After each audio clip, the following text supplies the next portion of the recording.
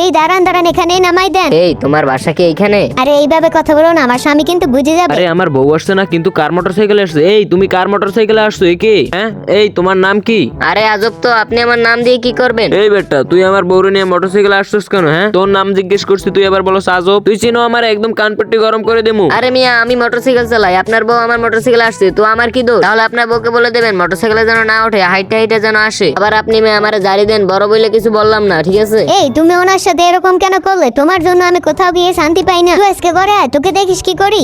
আবার টাকা রয়েছে, মনে হচ্ছে একদম মাইরা ফেলি। হ্যাঁ হ্যাঁ, তোমারে তো আমার জানা আছে, তাই তো এরকম করি, নাইলে কি করতাম? সারাদিন শুধু খ্যাস খ্যাস করা না। আর বউটা নিয়ে আর বাঁচি না। এই মিয়া, তোমার কয় টাকা হয়েছে? 100 টাকা দেন, 100 টাকা হয়েছে। কি বলছিস 100 টাকা? আরে মিয়া, জানেন সেই কত দূর থেকে আমাকে ঘুরাই আনছে। আরে বেটা, আর কথা কইস না, আমার রাগ উঠতেছে। তাহলে আমার টাকা দিয়ে দেন। ইস, কত কিপটেমি করে টাকাগুলো জমাইছি। নে ধর তোর টাকা, আর এদিকে কখনো আসবি না। এই তুই ওখানে বসে কুকুরের মতো করলি কেন? হ্যাঁ, আমার কাছ থেকে 100 টাকা ভাড়া নিয়ে এনেছে। 100 টাকা নিয়েছে তো কি হয়েছে? হায় রে, 100 টাকার মর্ম তুই কি বুঝবি? 100 টাকা তো আমি কামাই করি, তাই আমি বুঝি। এই তুই থাক, তোর 100 টাকা নিয়ে আমি গেলাম। 100 টাকা দিয়ে বড় লোক হইস তুই। আরে তুমি কোথায় যাচ্ছ বুঝলাম না। আমি করবো না তোর সংসার। ভালোই হলো, ঝামেলাটা দূর হইছে।